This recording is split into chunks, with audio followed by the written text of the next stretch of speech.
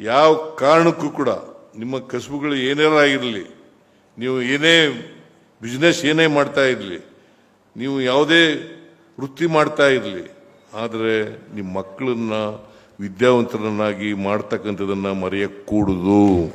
ಯಾವ ಕಾರಣಕ್ಕೂ ಕೂಡ ಮರೆಯக்கூಡುದು. ವಿದ್ಯೆ ಇಲ್ಲೇ ಹೋದರೆ ಈಗ ನಾನು ಮುಖ್ಯಮಂತ್ರಿ ಆಗ್ಲಿಕ್ಕೆ ಸಾಧ್ಯ ಆಯ್ತಿತ್ತ? ಬಂಗಾರಪ್ಪನವರು ಮುಖ್ಯಮಂತ್ರಿ ಆಗ್ಲಿಕ್ಕೆ ಸಾಧ್ಯ ಆಯ್ತಿತ್ತ? ದೇವರಾಜ ಅರಸರವರು ಮುಖ್ಯಮಂತ್ರಿ ಆಗ್ಲಿಕ್ಕೆ ಸಾಧ್ಯ ಆಗ್ತಿತ್ತ?